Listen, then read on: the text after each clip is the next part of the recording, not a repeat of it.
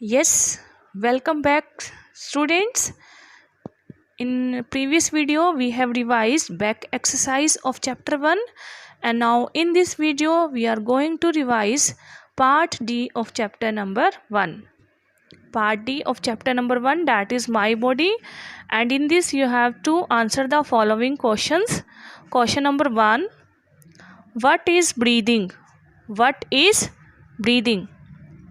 And your answer will be the process of taking in oxygen and giving out carbon dioxide is called breathing. The process of taking in oxygen and giving out carbon dioxide is called breathing. Okay, oxygen gas का अंदर लेना और carbon dioxide gas का बाहर छोड़ना, उसको हम breathing बोलते हैं.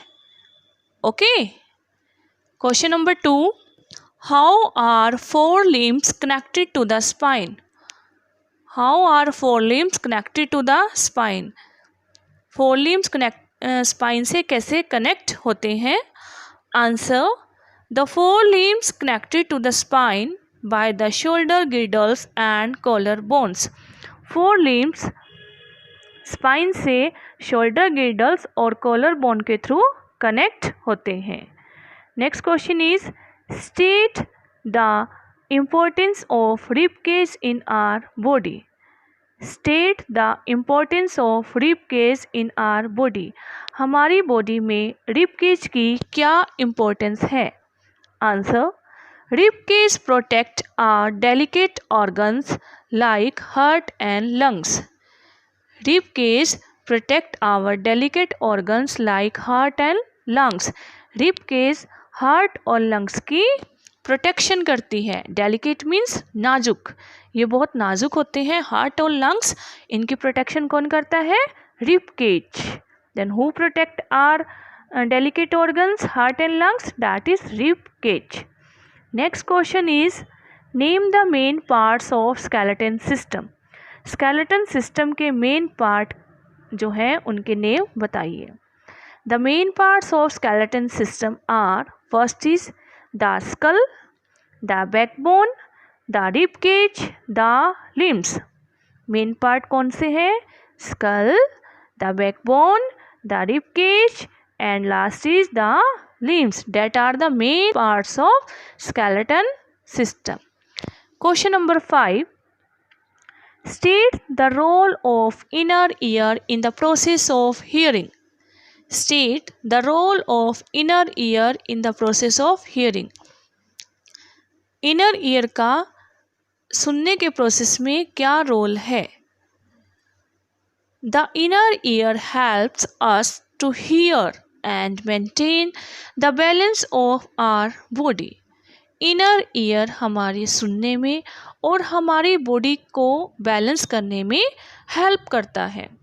Inner ear helps us to hear and maintain the balance of our body. Question number 6. How does the snake detect the presence of enemy or a prey? Snake को अपने enemy means शत्रु और prey means शिकार. Snake को कैसे पता चलता है कि उसके आसपास कोई उसका शत्रु या उसका शिकार है, आ रहा है? स्नेक को कैसे पता चलता है? Answer, snake feel different kind of vibrations through its skin. Snake को वाइब्रेशंस का पता अपने स्किन के थ्रू लगता है, because snake is a reptile. Reptile means जो नीचे रेंगने वाले जो एनिमल्स होते हैं, that are known as reptiles. तो स्नेक की जो स्किन है वो लैंड के साथ टच होती है, ज़मीन के साथ टच होती है. डेट्स वाई उसको वाइब्रेशन की फीलिंग हो जाती है, फील करता है वो वाइब्रेशन को through its skin. These help it to detect the presence of enemy or a prey. और ये वाइब्रेशन ही उसकी हेल्प करती है पता लगाने में कि उसके नियर अबाउट उसका कोई शत्रु या उसका कोई शिकार है। शिकार मीन्स जिसको वो खाना चाहता है, जिसको वो खा सकता है, उसको हम प्रे बोलते हैं। और जो स्नेक का शत्रु होता है मीन्स जो स्नेक को मारना चाहता है वो उसका एनिमी होता है। तो दोनों का पता उसको कैसे लगता है?